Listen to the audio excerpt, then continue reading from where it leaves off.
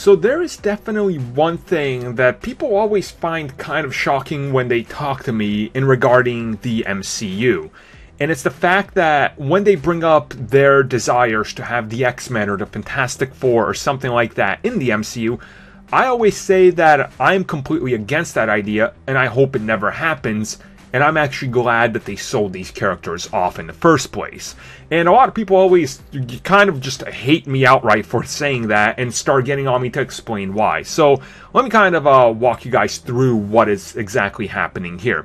So recently, Kevin Feige, the man in charge of everything Marvel, was talking about some of the aspects of the MCU, some crossovers, the Spider-Man deal, pretty much everything, and how Spidey was more or less a once-in-a-lifetime opportunity. And then he got to talking about some other things that are out there, and he was specifically asked about the characters that are owned by Marvel and the MCU. This including the X-Men and the Fantastic Four. So when asked about actually bringing the rest of these characters in, here is what he had to say, and I quote, "Yes, of course. My goal is to replicate the experience that comic book fans have been reading the books up on the screen. And we've been able to accomplish that beyond my wildest dreams over the last 10 years.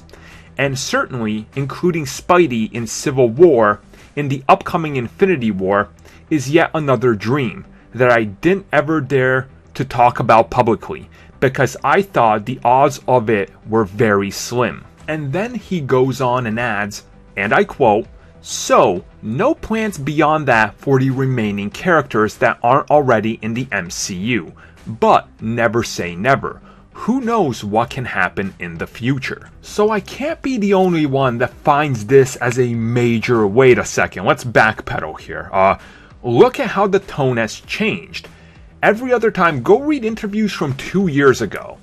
Before the Fox, Marvel, TV, X-Men shows and all that was happening, before even the Spider-Man stuff, it's always a blatant no, we're not really on good relations with these people.